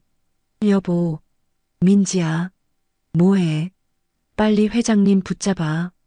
세 사람이 제게 달려들려 했지만 최 변호사와 사무실 직원들이 그들을 막아섰습니다. 나가시죠. 여기는 저희 사무실입니다. 더 이상 소란 피우시면 업무 방해로 경찰을 부르겠습니다. 저는 그 아비규환의 현장을 뒤로하고 호식이와 함께 사무실을 유유히 빠져나왔습니다. 제 등 뒤로 민지의 악에 바친 울음소리와 안사돈의 저주 섞인 고함 소리가 들려오는 것 같았죠. 그로부터 몇 주 뒤 예상대로 법정 싸움이 시작되었어요. 그들은 어떻게든 돈을 구했는지 변호사를 선임해서 저희를 혼인 빙자 사기와 협박으로 역고소를 했더군요. 계약서 자체가 불공정 계약이므로 무효라고 주장했죠. 하지만 재판은 싱거울 정도로 빠르게 끝났습니다. 법정에는 그들이 울릉도 리조트에서 나눴던 그 역겨운 대화가 그대로 울려 퍼졌어요. 저 노인네 건물만 보고 참는 거지. 명의만 받아오면 바로 이혼 사유 만들면 돼. 판사님은 그 녹음 파일을 듣는 내내 굳은 표정을 풀지 않으셨죠. 그리고 박 사장이 수집한 12억 원의 빚 내역과 거짓 전통에 대한 증인들의 진술서가 증거로 제출되었습니다. 마지막으로 그들 세 사람이 환하게 웃으며 서명했던 혼전 계약서가 스크린에 띄워졌죠. 판사님은 그들에게 물었어요. 피고들은 이 계약서에 서명할 당시 10배의 위약벌 조항에 대해 설명을 듣지 못했습니까? 안사돈과 민지는 듣긴 들었지만 그게 농담인 줄이라며 말끝을 흐렸어요. 성인이 법률 대리인이 동석한 자리에서 서명한 계약서를 농담으로 치부합니까? 판사님의 엄한 질책에 그들은 아무 말도 하지 못했죠. 결과는 당연히 저희의 완벽한 승소였습니다. 법원은 그들의 혼인 시도가 적극적인 기망행위에 의한 사기임을 인정했어요. 그리고 위약벌 조항 또한 계약 당시 양측의 자유로운 의사로 합의된 것이므로 유효하다고 판결했습니다. 물론 그들에게 360억 원이라는 현금은 없었죠. 하지만 법원의 판결은 무서웠습니다. 그들 명의로 된 모든 재산에 대한 압류가 시작되었어요. 울릉도에 있던 경매로 넘어가기 직전이었던 그 집과 얼마 남지 않았던 땅. 안사돈이 가지고 있던 얼마 안 되는 예금 민지가 그동안 명품을 사 모으느라 들었던 적금 통장까지 모든 것이 법원의 집행하에 저희 쪽으로 넘어왔습니다. 그들이 손에 쥔 것은 전 재산을 털리고도 남은 수백억 원의 빚뿐이었죠. 박 사장에게서 들은 소식에 의하면 그들은 울릉도에서도 쫓겨나다시피 야반도주를 했다고 해요. 빚쟁이들과 법원의 압류를 피해 지금은 어디서 뭘 하는지조차 알 수 없게 되었죠. 그토록 입에 달고 살던 명예는커녕 인간으로서의 존엄조차 지킬 수 없는 나락으로 떨어진 겁니다. 모든 일이 끝나고 저는 호식이와 함께 조용한 한정식 집에서 밥을 먹었어요. 그 요란했던 상견례와는 달리 아주 조용하고 따뜻한 식사였죠. 엄마, 호식이가 제게 수저를 놓아주며 말했어요. 정말 죄송했어요. 그리고 고맙습니다. 됐다. 밥이나 먹자. 아들, 저 이제 정말 알 것 같아요. 엄마가 왜 그렇게 명예라는 말을 싫어하셨는지. 저는 웃으며 아들의 밥그릇 위에 반찬을 올려주었어요. 호식아, 진짜 명예는 말이다 울릉도에 있지도 않고 비싼 결혼식에 있지도 강남 아파트에 있지도 않아. 그건 그냥 매일매일 성실하게 내 밥벌이하고 내 가족 속이지 않고 내 양심에 부끄럽지 않게 사는 거. 거기에 있는 거란다. 제 아들은 그날 밥을 2그릇이나 비웠어요. 아들의 얼굴은 사랑을 잃은 슬픈 얼굴이 아니라 큰 병을 이겨내고 다시 일어선 사람처럼 아주 건강하고 씩씩해 보였습니다.